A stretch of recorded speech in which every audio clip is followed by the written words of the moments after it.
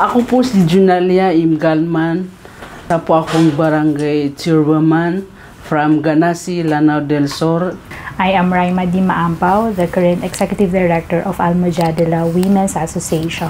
Almujadila Women's Association was formerly AMDF, Almujadila Development Foundation. So it's a non-profit, non-government women's organization based in Lanao del Sur. Almujadila has 9 partner communities in Lanao del Sur. So out of the 39 municipalities and 1 city, we have 9 partner communities. So that's include Marawi City as the capital city of Lanao del Sur, including Ganasi, of course. Because Lanao del Sur is politically subdivided into districts, so we have 4 partners in the first district and the remaining numbers is in the second district. Yung mama ko na teacher, di nagsaba yung nagsasab. Naisipan ng kay marami akong kapatid na lalaki na pinag-aawayan nila yung post. Dati yung posisyon ng lolo ko na barangay chairman, di namatay na pinagkaguluhan ng mga kapatid ko, kaya 8 kami. Din sabi nang nag-decide yung tatay ko na ikaw na lang ka para maiba naman na babae. Personally, I am committed to the Almujadila as the Executive Director to implement the projects because I believe personally in the advocacies that we are buying to. No? So the organization is working for good governance, peace building, and women's rights. In-introduce ko yung community ko sa barangay ko na siyempre yung barangay ko na hindi naman masyadong magandang ay si Bukidman. Lanao del Sur as one of the province of the new Bangsamoro government is at the top poorest region in BARM in the Philippines. And makikita natin that in Lanao del Sur, hindi po nagkakalayo yung population ng babae at lalaki. And we see that kung naghihirap siya at nakita na sa populasyon ng mga babae, madami sa kanila yung walang trabaho and employment or hindi kasama sa economic activities. So they are more into reproductive role. Naka-confine sila sa bahay.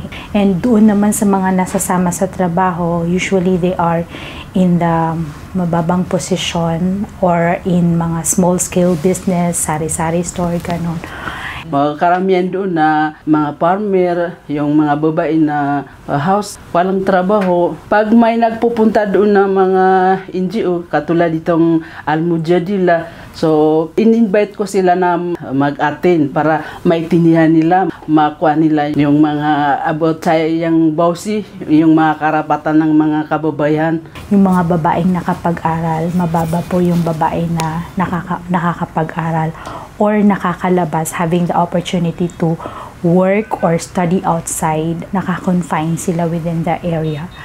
Although walang nagre-report in terms of the gender-based violence, especially physical or domestic violence, because sa kultura ng Maranao, it's a taboo na bawal siyang i-report. So, but with our work and advocacy, maraming kaming natutulungan at nare-refer that is a survivor of gender-based violence. Wala siyang report pero nararamdaman mo siya sa community.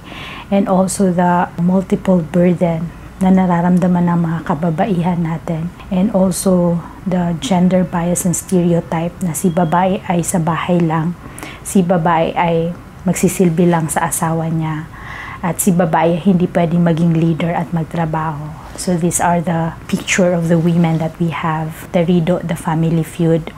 Dati ang cause ng family feud or RIDO is the land disputes. Ngayon, it's more of gender-based violence, like yung mga babae na minamaltrat immediate family or ng asawa. So isa yon na nagiging cause, or the elopement, tatanan, the young girls and boys na nagiging cause din ng family feud. And then peace and security noon sa Marawi Siege, so displacement. Dahil hanggang ngayon hindi pa nakakauwi yung mga taga Marawi at ang tingin ay paka-low nung recovery and rehabilitations, nagkakaroon palagi ng pangamba na baka magkaroon ng gera ulit at dahil din sa yung mga presence ng insurgent group like Inspired ISIS.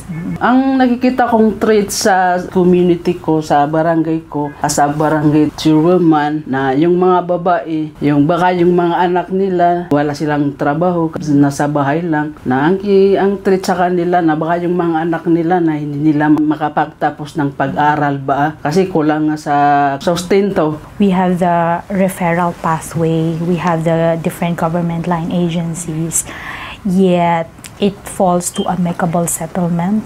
Like I was saying in our sessions last time, that imagine a rape survivors victims, tapos sa amicable settlement nila ipapakasal nila sa rapist niya. Or si babae na binugbog ng asawa, at the end of the day, ipapauwi siya sa asawa niya kasi wala tayong safe house, walang visible at functional na referral pathway. Or ang babae na multiple burden dahil we push her to work kasi para maging kasama siya sa economic, parang it's a women economic empowerment for them, but at the end of the day, pag uwi niya sa bahay, yung dala-dala ng trabaho sa bahay ay nasa kanya pa din. But yet, ang sasabihin ng tao ay trabaho niya yan kasi siya ang ilaw ng tahanan.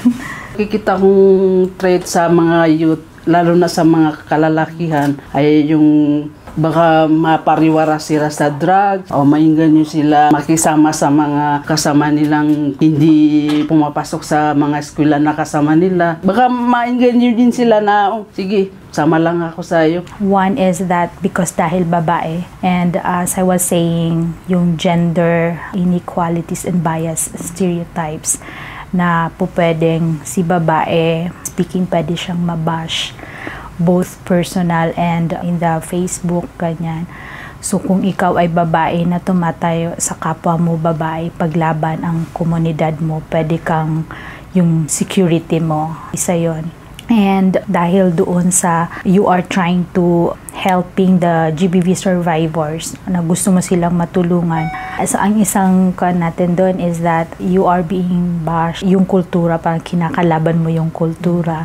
You are being un-Islamic kasi itong mga misconceptions on the role of women in Islam. Parang sinasabing palaban ka, Gabriela ka, o parang hindi ka naman maranaw, hindi ka Muslim dahil yan yung ginagawa mo.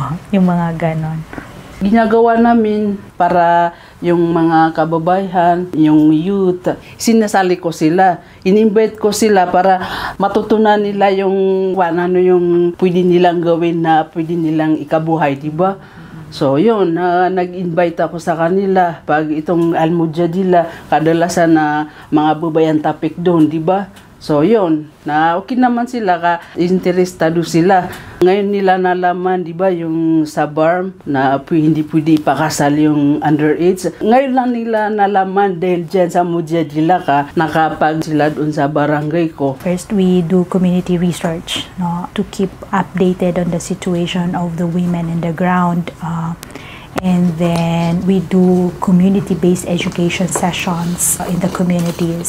We do a lot of gender sensitivity training, both on the side of the community and duty bearers. And for this year, we have the big project on sexual health empowerment, where we conduct family conversations. So we gather the mother, the fathers, and their young girls and boys, their childrens, and we have this family conversations where we discuss their rights, where we discuss their health, no, and where we discuss where it become a space for them na mas mapag-usapan nila yung anong nangyayari at ano yung pwede pa nilang gawin. So we call that family conversations. And also nakikipartner kami sa government line agencies like MSSD. We also partner with the LGU. So sa Lanao del Sur, nakipartner kami sa Provincial God Office and Committee, so that we can help and influence para doon sa pagbubuo nila ng mga programa nila. And also in the community-based education sessions, we help the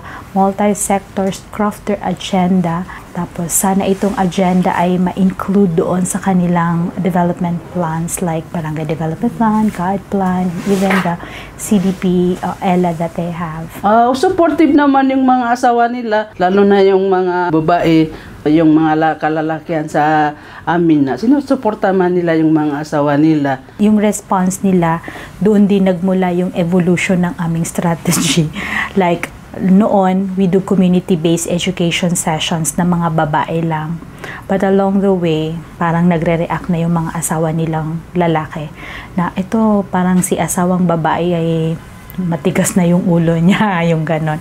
So then, we have this mashwara, so involvement nung hindi lang women sessions, but it's a men and women. So ngayon, nagkaroon kami ng family conversation. So sinasama na namin si lalaki, si anak, sa usaping ito kasi we realize hindi lang si babae at kahit si babae dun din sa kanya nanggagaling na dapat isama niyo si asawa niya to be part of this discussion para maintindihan niya na siya ay may karapatan din na babae. So, the better person to understand the family. So, kahit yung pag-uusap nung care work sa loob ng bahay, as we said, hindi lang ito trabaho ni babae, but this can be redistributed among the household members. Kasi, at the end of the day, kung hindi ito tatrabahoin ni nanay, ay hindi usad ang pamilya. So, that's it. So, kaya sinasabi kong yung women sessions ngayon, family sessions na siya. Sa gobyerno naman, hindi din siya ganun ka-accepted na pag-usapan. Siguro dahil starting nung 1992 hanggang ngayon, the Al-Mujadila is working in the communities, 9 partner communities, medyo madami-dami na din yung na-organize natin. So, naka-establish tayo doon ng parang pangalan. So, kapag kami yung pumupunta sa kanila, they would say, so ito yung grupo ni Yasmin Busranlao. And, ito, pwede silang makatulong sa amin on gender planning. So, medyo may parang tinatanggap na nila. Although nung ako yung umupo na executive director, sasabihin, ay pata pa siya, yung ganon. So, but because I'm carrying the name ng Al-Mujadila, okay naman sila doon. May mga instances lang na medyo close sila, especially kung ang pinag-uusapan na yung plano nila. So, hindi lahat pwede naming maipasok. Pero at least nagkakaroon ng paunti-unting influence doon. So, hindi sila ganun pero may space na binibigyan nila kami nung ganun. Siguro yung struggle lang with the Muslim religious leaders and traditional leaders, ito yung mga pinag-iisipan pa kasi this one is more of the religion at kultura. So, syempre, among Maranao, meron tayong ijma-taritib, the norms, rules. Ito yung pinag-aaralan pa paano siya papasukin at the influence on that. And even sa grupo ng mga Muslim religious leaders, because you have to be a learned in Islam and syempre kailangan alima ka para pakinggan ka din nila, no? More on mga training para yung mga ma-interesta ba sila, hindi sila mapariwara at saka yung mga kababayan na hindi na lang puro na lang sa bahay. Para maisip nila na may pwede pala kami. Di ba? Maunlad, matahimik, walang gulo. The men and women, people living are tutulungan sila. There is this cooperations at may pagkakaintindihan. Naiintindihan nila saan nanggagaling ang bawat isa. Alam nila yung pangangailangan. The government is working with the people and so the people is cooperating as well. So hindi lang dapat equality but there is justice and equity. Hi everyone, ako nga po pala si Rhea Sandy Saturn-Mintad from the Organization of Indigenous Women Resource Center, and I am a representative of Indigenous Women Resource Center, IPUT representative, and ang organization po namin is more focusing on community engagement. Ako si Mary Joy Melis from IWRC, IP Women Resource Center. At the same time, I am a barangay official of our barangay, Barangay Kuya in South Upi, Maguindanao. Ang Maguindanao is nahati na po siya sa dalawa. So, we have the Maguindanao del Sur, pati po ang Maguindanao del Norte. Pero po, ang IWRC ay focus po sa South Upi. Yung organization namin, ang IWRC, is more on research. Pinababaan namin yung community, tinitingnan namin yung mga needs, and kami yung kumbaga nagdadala sa kanila like sa mga RAP partners namin para yung issue doon sa baba madala namin sa taas at para malalaman nila na ito pala yung mga issue doon sa baba. Sa amin, siguro sa North UP, andyan po yung LGU, UP, and then BLGU din po, and as well as yung mga IP youth organizations katulad ng United Indigenous Peoples Youth Organization, Tadray Lambangian Youth Student Association, and yung Tlamabang po, yung Tadray Lambangian Mga Nguda Bangkason po. Bakit namin ginagawa yung work namin? Kasi kami as indigenous, parang feeling namin we are behind. Tapos may mga taong tumutulong sa amin para nga madala namin yung aming community and in-empowered namin yung aming mga kapwa women's IPs para feeling namin kaya naman pala naming makisabay doon sa mga iba na ang kulang lang yung empowerment. Kaya nakafocus kami doon to empower yung mga kababaihan sa community. One of the issues talaga na fina-face ng mga kabataang katutubo ayun po yung lack of IP youth participation and as well as very rampant po yung suicide and depression. So recently lang marami po siguro 10 to 12 atap na yung nagkaroon ng cases po ng suicide and depression. Isa rin po sa reason siguro is yung poverty. And siguro itong mga kabataan na to ay very siguro pressured in terms sa education. That's why itong bago lang din po yung parang isa sa mga reason niya is parang takot siyang pumunta ng school kasi nga yung isa is binubuli, nagkakaroon po ng discrimination sa school. That's why po parang dinibdib at ayun po, meron din na nakaka-receive ng red tagging and death threats and harassments. It really affects the indigenous youth kasi kami na mga kabataang katutubo, lalong-lalo na po ngayon, talamak din po yung displacement sa mga indigenous communities dahil din po yun sa una po ay tinatawag nating land grabbing or land conflict po. So, kami po na mga kabataan, kailangan po naming maging vocal. Kami po yung magiging asandigan o boses ng mga kapatid naming katutubo para malaman po namin yung mga kanilang hinanaing at yung mga problema na dapat pong mabigyan ng solusyon. As I've said, dumaan kami sa conflict. Yung human security nga, like poverty na nararamdaman namin doon, feeling namin malayo namin maabot yung mga basic services sa taas. Kasi lalo na yung area namin, nandoon kami sa remote area. Yung mga basic services na dapat makarating sa amin, parang feeling namin mahirap abutin.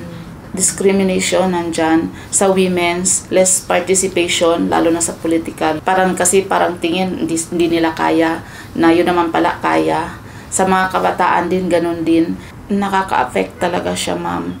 Yung mga, lalo na yung mga sa human security namin.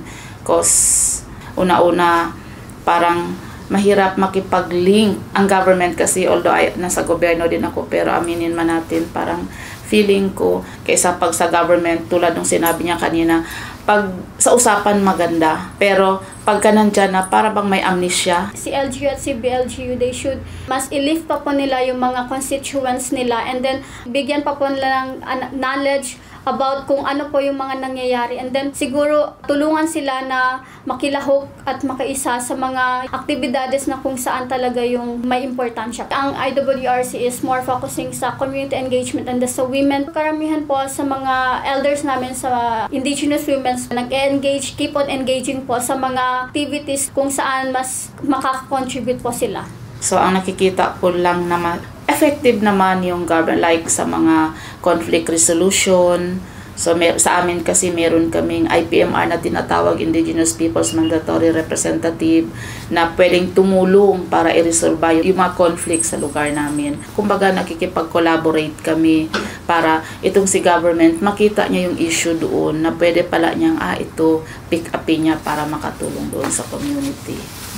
Masasabi kong peaceful community, yun bang nakakatulog kami ng maayos, hindi kami natatakot dahil sa mga threat, and most yung lupa namin. Yun lang kasi yung, yes, lupa is life for us. Wala kaming Luzon, wala kaming Visayas, kundi nandoon lang talaga kami sa community kung nasaan ang IP. For us, indigenous people, siguro a peaceful place for us is yung hindi po pinapakialaman po yung land namin kasi po yung land namin, it is our life. From that, parang that's where the progress starts, slowly but surely. Ako po si Nasmid Japak Matula. Ako po ang kasalukuyang Secretary General ng My Peace Boses ng Kabataan. Good afternoon, everyone. I am Jezreel Pellegrino from the My Peace Boses na Kabataan from the North Cotabato. Ang My Peace po ay isa po siyang youth serving organization. Nagtatrabaho po kami particular sa North Cotabato at saka special geographical area of the Bangsamoro region. Basically, we are young people working in the community with yung main purpose namin is to help the government in promoting the peace and security in the area. Meron po kaming Christian settlers in Alyosan, in Midsayap, and Maguindanaon members from the indigenous people, the same thing we have in Alyosan. Ang kaming partners po ay mga member organization sa community. Doon po sa mga remote areas kung saan kami nag-organisa, nagkakandak ng mga youth forum, symposium, peace camps, youth summit, and dialogues. Kami po ay mga passionate na mga young leaders, community-based. Gusto din namin makita, marinig yung boses ng mga kabataan, mapag-usapan kung ano ang mga issues and concerns, lalong-lalo na doon sa mga remote areas sa hindi naaabot ng programa ng gobyerno, civil society organization, at nakikita din namin na mahalaga yung role ng kabataan doon sa pagtutulay, lalong-lalo na sa pag-uusap ng mga issues and concerns ng mga kabataan. We have this organization kasi merong mga problems na nag-i-exist which we are going to help within ourselves na tumulong to help the conduct activities that promote peace within the community. Nagsimula po kami sa laylayan na makita yung mga issue concerns. Marami na din po kasing gumagalaw sa community kung saan maraming ginagawa at walang nakatoka sa young people. Nakita namin na malaki yung bahagi ng mga young people din na mayroong tinatawag kami na youth-to-youth approach ay maganda yung resulta na ang mga kabataan ay nag-uusap na bilang kabataan kasi nga minsan nakikita din na hindi relevant yung mga kabataan na nakikipag-usap dun sa mga tatanda. Mas nakita na malaki yung impact, malaki yung output kapag mga kabataan nag-usap-usap, nag-sharing at nakikita na doon din namomold yung mga kabataan at saka yung sa pagtaas ng kanilang partisipasyon. Meron po kaming mga youth camps na ginagawa basically last time nung wala pang pandemic. At the same time, ngayon unti-unti po na nagkakaroon na bumabalik yung ganitong activity na ginagawa ng My Peace. Meron din kaming mga duyog iftar na kung saan yung mga Christians ay pumupunta doon sa Muslim area in helping them celebrating yung buka in Muslims. And yung duyog Pasko naman, we have Muslim brothers namin. Sila na naman yung duduyog or pupunta doon sa Christian area to celebrate the Christmas. Everybody is overwhelmed kasi this is a unique activity na ginagawa ng My Peace na kung saan pwede pala na ang mga Christian young people na pupunta doon sa Muslim area na walang takot. The same thing with the Muslim brothers and sisters na pupunta rin doon sa Christians area. Particular po sa issues and concern, the situation of young people, ay mababa po yung tinatawag na youth empowerment and participation. Kailangan po na magawa ng paraan, kailangan po na gagawa ng particular na programa para sa kabataan, para tumaas yung kamalayan ng mga kabataan at magiging participative, empowered yung mga kabataan na may paglaban ang kanilang mga karapatan. As of now, Alyosan is medyo okay na siya. It is an agricultural community na kung saan most of the people living here are agricultures. In terms of economics, yung hanap buhay ng mga tao is from farming. In terms of peace and order, I can say na yung Alyosan is meron din nag-i-exist ng mga problems like family feuds, and also yung area ay nagiging entrance and exit point nung mga armed involved na mga tao. More on security concern, masyadong apektado. Meron kaming nakita na ito yung pinakamalaking issue or concerns on the peace and security ng mga kabataan. Sila yung nagiging vulnerable kapag merong armed conflict. Meron ding issue ng economic and employment ng mga kabataan. And of course, yung masyadong pinag-uusapan din sa ngayon na particular sa Bangsamoro Autonomous Region and Muslim Mindanao na yung early pregnancy and forced marriage ng mga mga kabataan na kung saan ay yun yung nakikita na malaki ang epekto na negatibo sa mga kabataan. Example po doon sa armed conflict, merong mga kabataan na nawawalan ng trabaho na i-involve doon sa giyera mismo, which is recruitment. Yung mga kabataan ay dumadami yung number of out-of-school youth kasi nga meron pong tinatawag na education disturbances. At yung mga kabataan, no, lalo na doon sa amin ay nagiging target na din because yung Rido or family feud na yung family to family sa involved na yung mga young people at wala nang pinipilit sa pagpatay. Basta kaalyado ka, kamembro ka ng pamilya, ay kasama ka na doon sa gulo. Of course, it is very sad to feel or to see kung yung ganyang situation. Kasi nga, takot ka to move within your community kasi baka in a sudden time, ikaw yung magiging apektado yung ganung situation. So, meron kang takot pa rin na gumalaw within your community though you are living in your particular area. Yung main threat talaga is takot na mangyari ulit yung gera. Kasi based on experience, most of the people have being displaced, naapektuhan yung hanap buhay, yung pag-aaral ng mga bata. So most of them ay hindi na nakapagpatuloy. Yun yung takot namin is we know that education is very important doon sa mga bata because sila yung magiging future ng ating nation. Sa gobyerno naman, nandun naman yung mga existing structures and peace mechanisms. Yun nga lang no, nakakalungkot. Nandun lang sa papel, nandun lang sa kanilang wall. Pero yung as to the implementation and functionality ng mga existing mechanisms na yun, wala. Meron namang mga negotiations, meron namang mga settlement na ginagawa, but hindi nakikita yung participation ng mga kabataan doon, which is very significant and relevant. Yung participation ng young people and the women, it's because very vulnerable sila during armed conflict. There are programs na, for example, nag-i-established or meron ng mga structures, for example, BPATs, Barangay Patrol Action, not particular. Basta sila yung mga civilian people na designated to secure its respective area. There is also the implemented a curfew hour na kung saan yun na yung cut-off time na wala nang gagala within the area. Ang My Peace po ay membro ng isang composite team ng civil society organizations. It's because we'll consider the limitation, we will consider the scope of work sa amin, at saka yung taas ng trabaho. So, monitoring and documentation and reporting. We will report yung mga chaos, mga incidences doon sa mga security sectors. We are partnering the government and of course doon sa mga civil society organizations na mayroon pong mga mandata nung peace and security. So yung organization ay nagiging initiative na rin to partner with them to implement for such. Yung mga members din also ng My Peace ay nagiging implementer din to influence others or to inform them na itong time meron tayong curfew this time so wala nang lalabas. It is a vice versa na approach.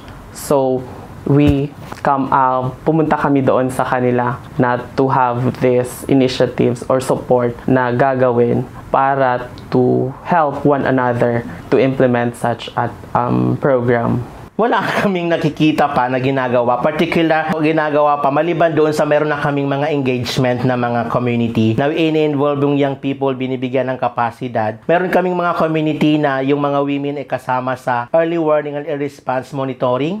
No, nagmo-monitor sila kung saan yung mga may insidente na nangyayari, may kaguluhan, kinakapacitate yung mga community. May mga community din na may mga grupo doon ng mga kababahihan na sumasama din sa mga dialogue, best talk, pero hindi siya as in direct involved na they are doing that. Kasi meron pa rin mga limitation as to the participation doon sa ginagawa sa community ng mga women and young people. There is an organized women na kung saan they involve themselves, yung grupo ng kababaihan, nagli-lead ng activity doon sa kanilang kasamahan within, so hindi lang siya within the one barangay, but within the municipality and in the province. Yung ginagawa nila is, meron silang activity, may sports activity rin sila, yung mga trainings na ginagawa for women empowerment, human rights, information dissemination, yung mga ganyong activity.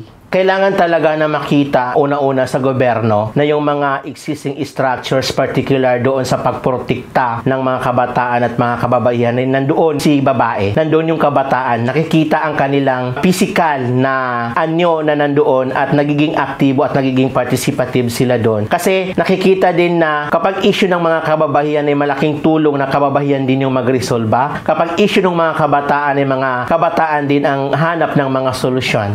We have to strengthen at saka yung provide livelihood programs basically for the women. Kasi minsan ang iniisip nila, yung iba hindi a-attend doon sa mga women-initiated activities because they have to think, hahanap ng paraan para maghanap buhay to provide the needs of their children. So for me lang, yung main point talaga is to give a livelihood program support doon sa ating mga kababaihan. For the young people, so we have to provide also trainings and programs. For example, leadership. You know na yung mga kabataan natin kapag nag-a-attend ng mga trainings, they boost confidence na kung saan madadala nila and they could participate in the community activities to promote peace and security. Heaven. Nakikita ko na kapag perfecto yung mundo, nandun yung magandang gobyerno, sapat na serbisyong totoo, nakikita na wala ng kaguluhan, wala ng problema, lahat ay gumagalaw, lahat ay nagtatrabaho, lahat ay nagkakaunawaan tungo doon sa inaasahan na malawakan at matagalang walang kamatayang kapayapaan. Yung wala kang ibang iniisip, you are not afraid of going out of your house, but you are thinking of yourself na masaya ka. And I can see also na yung peaceful community, yung walang nagbabantay sa iyo. You don't have curfew hour. Everybody is having their food to eat. Hindi na hahanap ng paraan pa kung ano yung gagawin na trabaho to have their own food. So, yun po para sa akin yung peaceful community. Ako si Marianita Paho Davis, usa ko ka Council of the Elders sa Gitas. Agim po ang among organisasyon, Gitas Manubo panaghiyo sa organisasyon, connecting sa PASAC. Ako si Divina Grace Tahalos Awitin nya na ako sa PASAC nga organisasyon. Ang PASAC manggod usa ka indigenous people nga organisasyon. PASAC kung sa Manubo nga term is yuta, kung sa Tagalog is lupa. Ang position ko sa organisasyon staff. Ang lugar gyud sa Agusan del Sur sa Bunawan ug sa Loreto nga munisipyo. Sa Bunawan man, pero ang among Purok City Gitas sa kumi sa PASAC. Sige, ang gibuhat gyud sa organisasyon sa PASAC nagatabang siya sa mga kababayan-an, sa mga kabataan og labi na gayud sa mga mag-uuma nga sektor. Diha siya nakapokus gyud ang PASAC nga organisasyon unya ang nagatabang gyud sa iya usa tungod sa kadaghan sa partner sa PASAC ang iyang funding gikan sa DKA nga project unya naapod siya sa kanang TD-Rest Home. TDH na mga project naga-support na siya sa mga kabatanunan ug sa mga kababayan-an. Isa ko na nga pasiguro sa safety sa akong mga sakop sa community ug isa ko nga protection mga dawat sa ilang mga unsa ang ilang mga problem, mga kaya na akong himuon. Isa po ng among partners ang PASAC tapos ang LGU. Sa una kanang daghan gid kaayo ang kanang mga iskutana nato nga kanang dili maayo nga kahimtang tungod kay kuan man kanang na may both side arm and kanang sa pikas nga bahin ug sa iskutanan pud sa peace security sa mga bata kay daghan poy mga bata nga naabuso ug naapoy mga kababayan-an nga nangaabuso gihapon. Siguro ang threats nga usa sa mga giatubang sa mga kababayan kanang gitawag nato nga kanang domestic violence.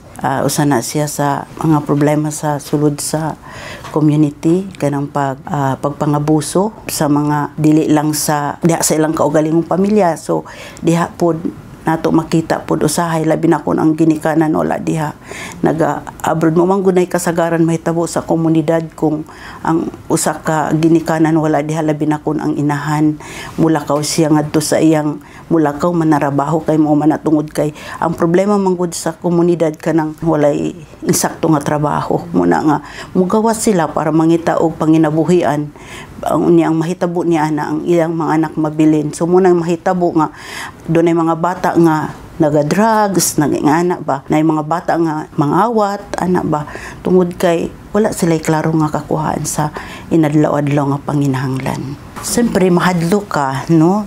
Mahadlo ka nga naa sa sulod sa komunidad, no? Labi na gayud kung affected ang mga bata, affected ang mga babay, mga senior citizen kanang nasa sulod sa komunidad tungod kay sila man gid ang atong gilantaw no kung nasa komunidad. So siyempre di ta makasiguro sa kanang safety sa mga bata nga naa sa sulod sa komunidad. Sa milabay nga mga panahon, akong himakuanan nga naka-encounter mi og dili gyud safety ang mga lumlupyo sa community kay ngano. One time nagyoy nakasulod nga mga other people. Pero sa pag-abot sa panahon, nabag-o yun, nakatindog mi nga wala na tong mga klaseng mga tao nga mga ana sa kalaban sa atong gobyerno. Syempre, ang mga kabataan na to nakaundang sa pag-eskwela, ang mga ginikanan na wala ng panginabuhian, ug ano na po yung nga biktima gyud na kuhaan sa kinabuhi ma'am.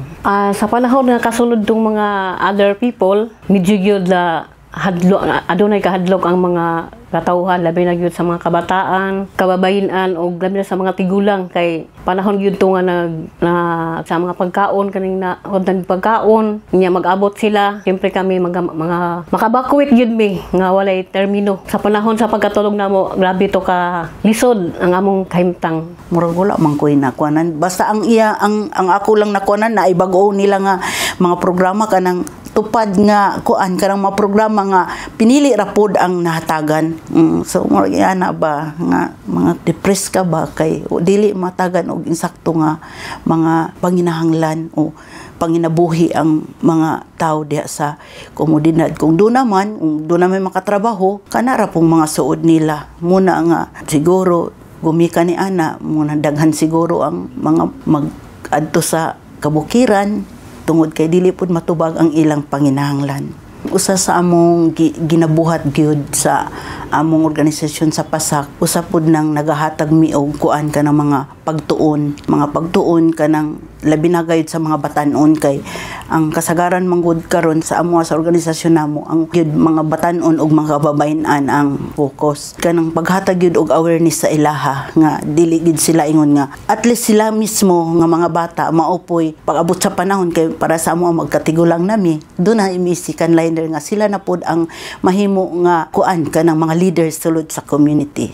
Sa una, ato na ko yung nahinumduman nga katong kuan nila ang mga katawhan gitigom para mag-istorya about sa kalinaw. Siyempre, ni-response ang mga katawhan po mo sa pagkakaroon mo medyo linaw-linaw na gyud siya. Dili na pa sa una.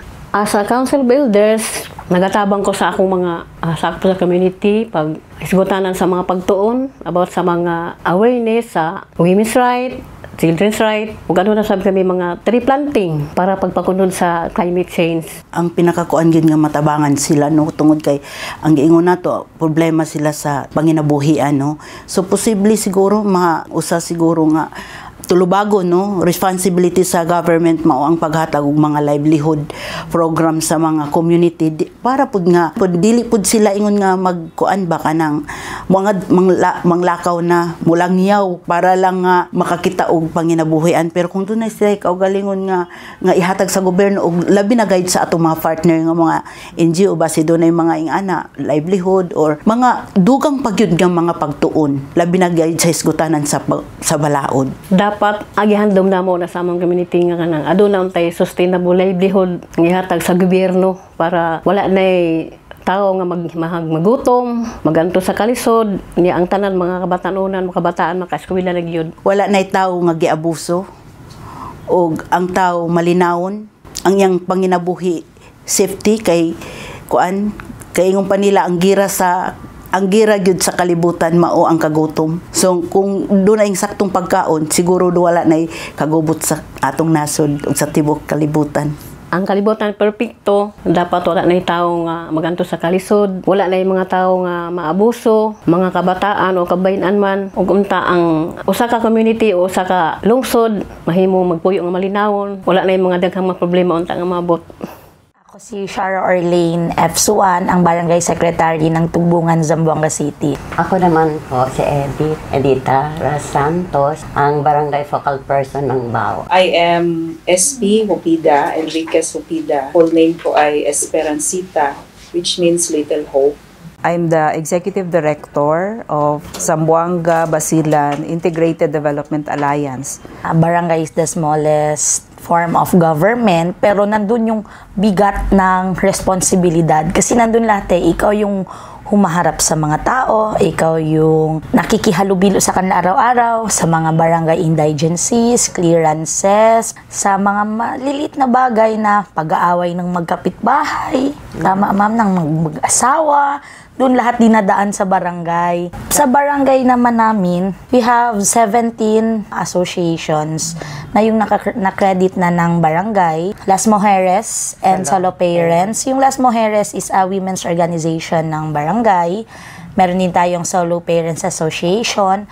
Yung Tubungan Erpat Association, yan din mga lalaki din yung mga members niyan, and Force Multipliers, yung mga Crime Watch. Zabida is a local consortium of 4 NGOs working in Zamboanga City and Basilan. They are the Nagdilaab Foundation in Basilan. Tatlo na based in Zamboanga are Peace Advocate Zamboanga, or we call PAZ. Katilingban, which means in Bisaya it's a community. And then the ROOF, which is the Reach Out to Others Foundation. So yung 4 na NGO, nag-consortium siya. Yung nagmamanage is the Sabida. Siya yung may regional office based in Zamboanga City. We were registered 2007. After the registration, yung first major namin na program is the Human Security Program. Kasi noong time ay talagang magulo. The poverty, the conflict is all due to the culture of violence and the poverty and yung human rights na mga violations. So sa BIDA, in response to these issues, ang major namin na programs is really on peace, environment, and human rights, and also the economic, yung mga livelihood. And later na yung nagkaroon kami ng gender lens, parang enhancement na rin doon sa program. Our major funding partners are ACID, or the Spanish government, and also the Manos Unidas, which is a NGO based in Madrid, working for poverty, peace, gender, and human rights. So for 16 years, they were supporting us, and due to this assistance, we engage with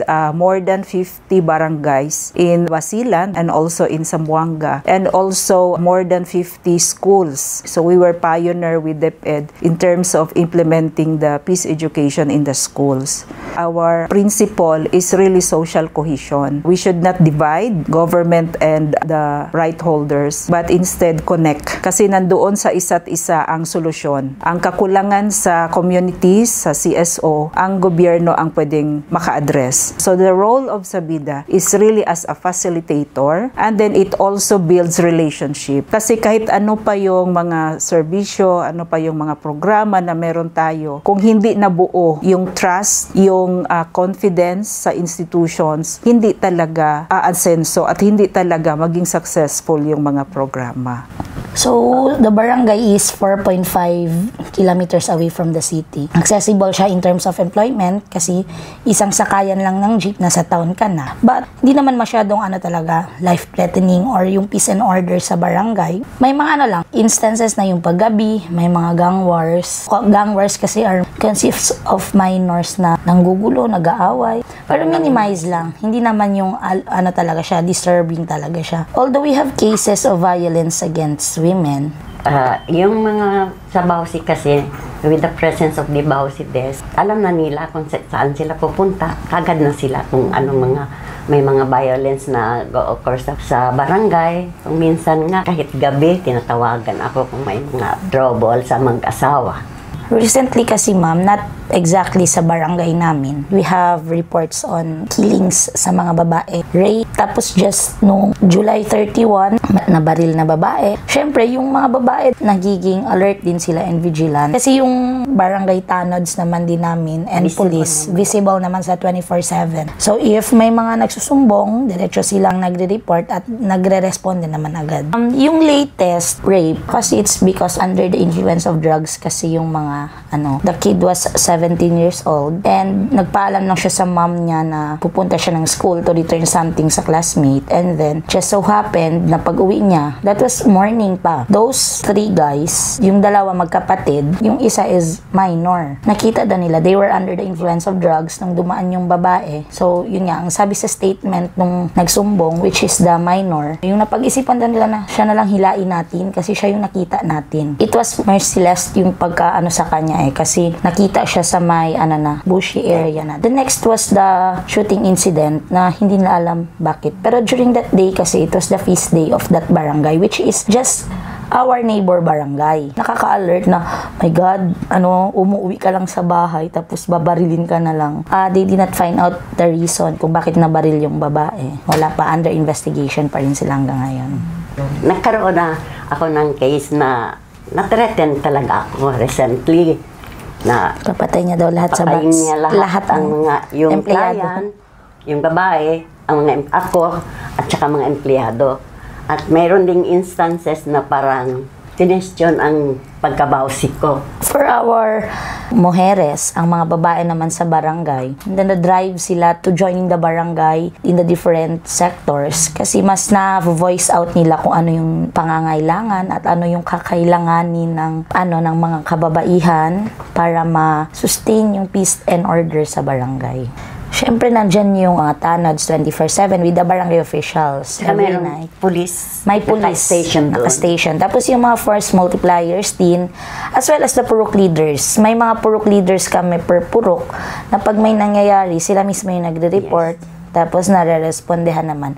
Isa talaga is always the bad news about Mindanao and especially Basilan. So one is poverty, which is not really caused by the lack of natural resources, but because of the conflict. And the conflict naman was caused by the injustices, the land grabbing during the martial law, all this, history of violence. Then number 2, also for Zamboanga, although it's really not a part of the BARM, even sa news, ang title doon ay Zamboanga City, but the incidents are happening in the island provinces. So, nadadrag din yung Zamboanga. So, doon sa project na yon, meron din kaming peace journalism wherein we also highlight the peace and the good news, not only the violent na mga news. So, isa doon is the corruption, the bad governance. Like Zamboanga is not poor. Pero bakit maraming mahirap? We have the highest number of homeless, the squatters, no? Ang taas ng aming backlog ng housing. Bakit? So it really boils down again to governance. Again, yung conflict, kahit walang gera, literal na gera, pero ang pinakamahirap na gera, yung kahirapan. Kasi hindi na-access ng concerned or yung mga target sana talaga for these services ng gobyerno. Because may disconnect sa planning ng ating mga line agencies. So for us, we connect the line agencies to those really who need these services. So, kung i-connect sila, the right holders and the duty bearers, meron talagang mangyayari. They can discuss about the problems, they can discuss anong merong resources sila, anong mga doable solutions, collaboration. We are influencing policies through our human rights advocacies. Dapat kasi papasukin talaga yung palisiya. Hindi lang naman livelihood project ang kailangan, but baguhin. Baguhin ang palisiya, i-popularize yung mga programs, and then we really have to prepare these people on the ground. Kasi what makes people poor is really the perception na wala silang capacity. So kahit mayroon silang lupa, pero nandyan sa mindset nila na hindi namin kaya, ito yung nagpaparalyze sa kanila. So yun ang baguhin natin, mindset.